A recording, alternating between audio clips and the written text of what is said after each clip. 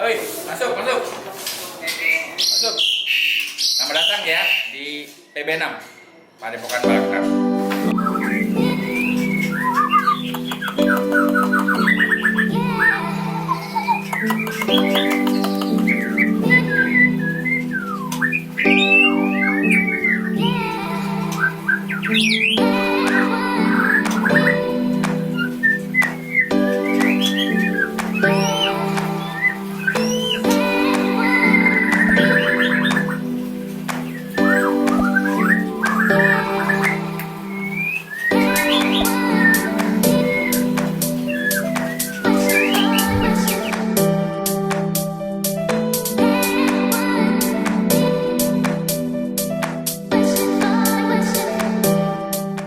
Kebetulan begitu masuk langsung ke tempat penyimpanan trotol.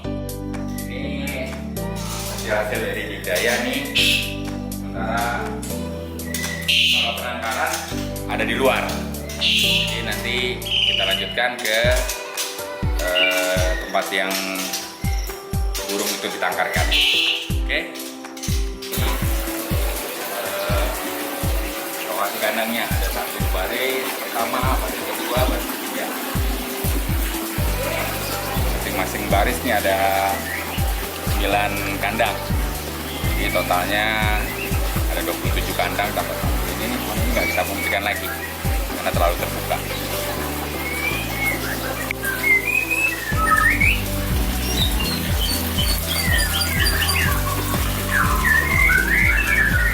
Ini yang namanya Deatron. Lu jangan betina gue ya, betina gue gede-gede. Dia berdua.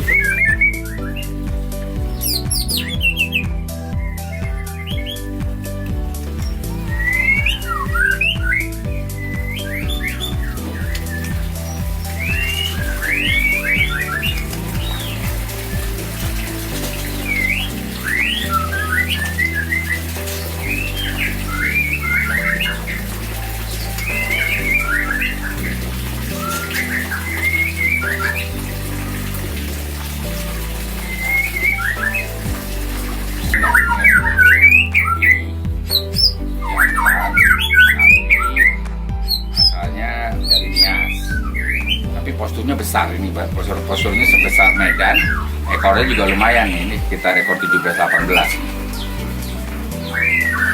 Lumayan jarang dapat burung yang model begini. Tapi belum berhasil diternak murni, karena entah kenapa dia nggak mau kalau dijodohin sama yang ekor hitam juga. Maunya dijodohin sama ekor putih.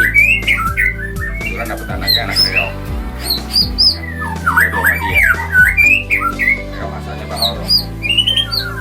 Sebenarnya kita sih maunya ternaknya selalu murni, jadi kalau bisa murni terus, jangan sampai silang gitu. Cuman kalau terpaksa ya mau nggak mau deh, karena jodohnya si burung aja. Ini namanya Rocky. Investasi dulu sekitar Cirebon dengan Majalengka.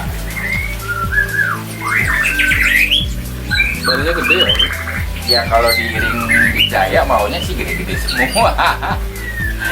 Kalau gede anaknya juga gede. Tapi juga biasanya dari jantan yang gede keluar betina yang gede anakannya. Nah betina yang besar itu yang jadi basic buat selanjutnya. Dia itu lebih enak aja dilihatnya.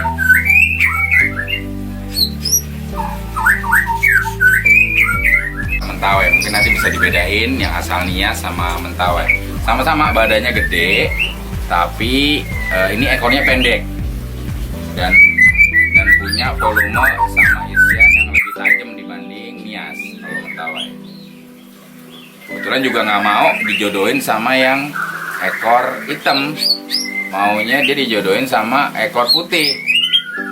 Kebetulan ini dia dapetnya juga sama anakannya kudeta. Namanya Cemani. Lumayan anaknya banyak yang prestasi.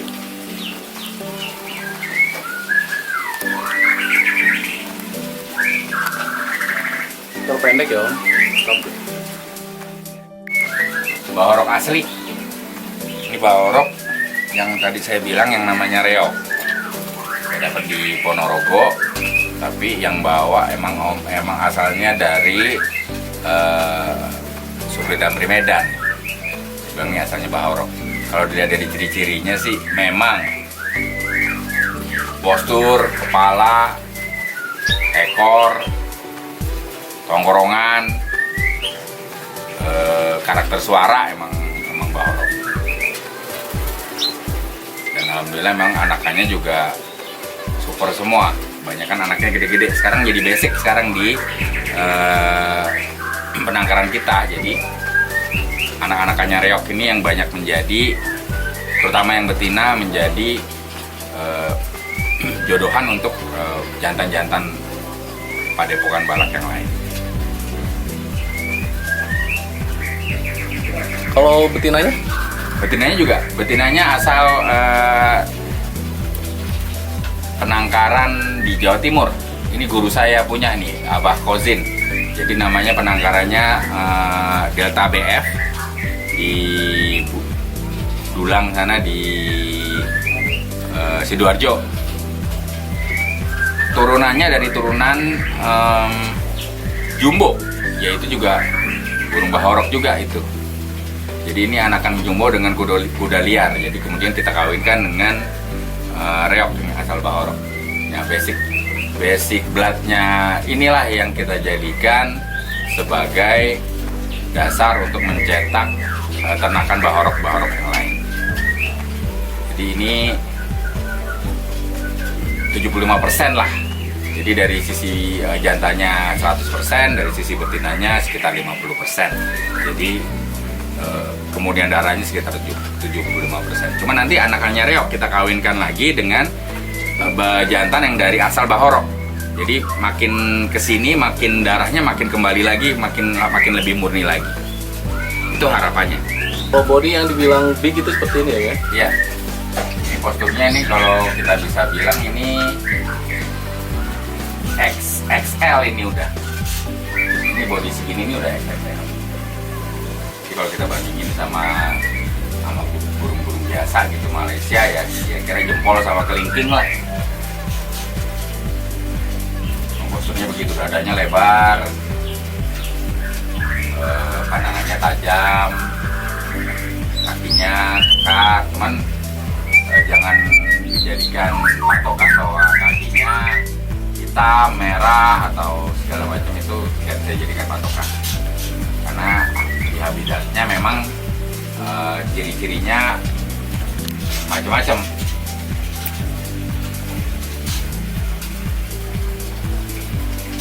Yang kita jadikan basic memang si reoknya, karena memang reok lebih dahulu di sini, jadi udah punya lebih dulu anakan. Jadi kemudian nanti si anakan si tumenggung dikawinkan dengan anakan reok, kemudian Megatron juga dikawinkan dengan anakan reok.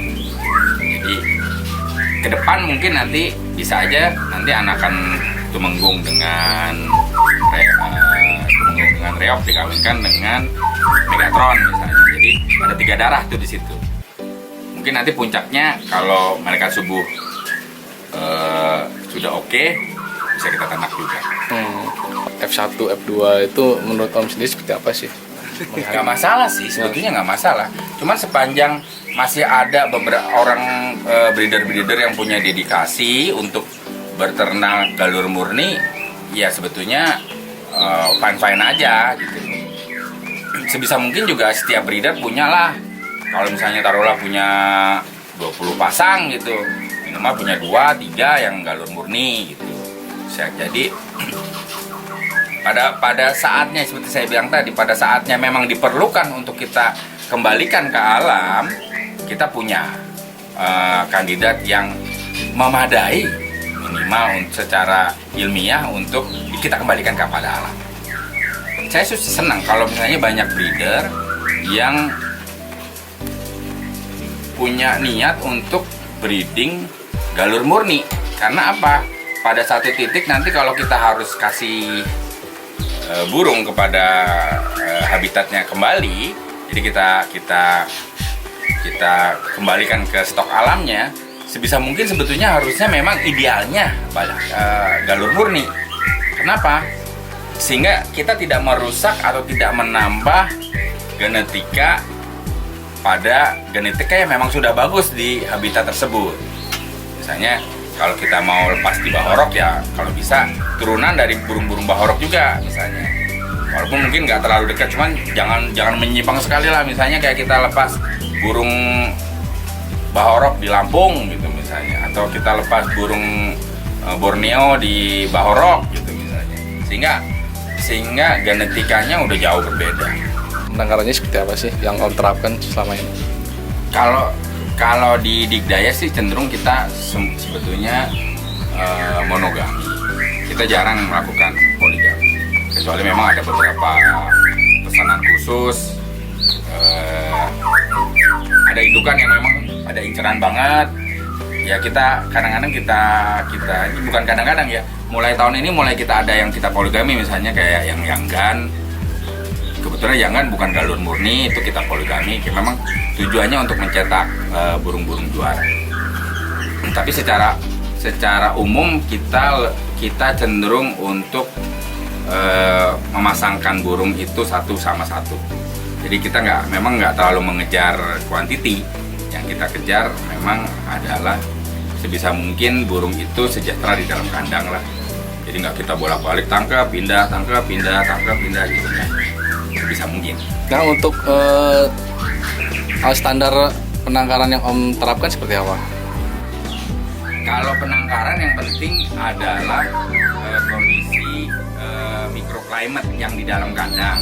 Sebenarnya ukuran berapapun fine aja, boleh aja, tergantung kondisi kita punya lahan. Tapi kalau sebisa mungkin kalau di Digdaya yang penting adalah tinggi dan panjang ke dalam ya, karena biar burung punya satu tinggi itu biar apa? Biar aman. Karena apa? Burung cenderung untuk lari ke atas. Semakin tinggi semakin susah untuk dijangkau misalnya sama orang-orang yang jahil gitu ya. Kemudian kalau panjang ke dalam itu burung karena biasanya memang terbangnya kan horizontal ya, lateral lah istilahnya ya. Jadi makin panjang kandang ke dalam itu biasanya burungnya makin sehat. Kalau korelasi antara luas dan kesejahteraan burung sih gini, berdasarkan pengamatan saya, makin besar kandangnya makin lama burung itu mabung. Jadi korelasinya kalau kandangnya makin besar, jarak antara mabung awal sampai ke mabung selanjutnya itu agak lebih panjang. Oh gitu. Nah, kebanyakan yang di saya ini panjangnya 1,5, lebarnya 1,5, lebarnya 80 cm, tingginya 3 meter.